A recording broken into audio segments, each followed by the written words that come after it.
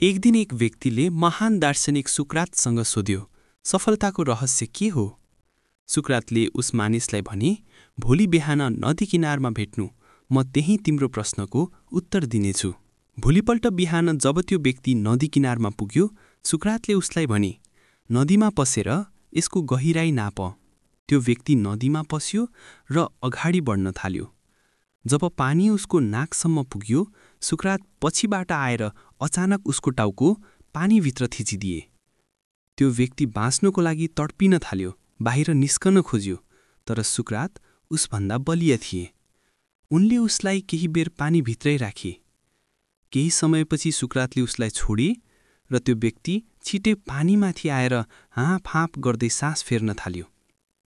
सुक्रातले मुस्कुराउँदै सोधे, जब तिमी पानीभित्र थियौ, के चाहन्थ्यौ? उसले भन्यो, म त तुरुन्त बाहिर निस्किएर सास लिन चाहन्थे। सुक्रातले भने, त्यही त तिम्रो प्रश्नको उत्तर हो। जब तिमी सफलतालाई त्यत्तिकै तीव्र चाहनाले चाहन्छौ, जतिकै तीव्र चाहनाले तिमी सास लिन चाहन्छौ, त्यो बेला सफलता अवश्य तिम्रो हुनेछ।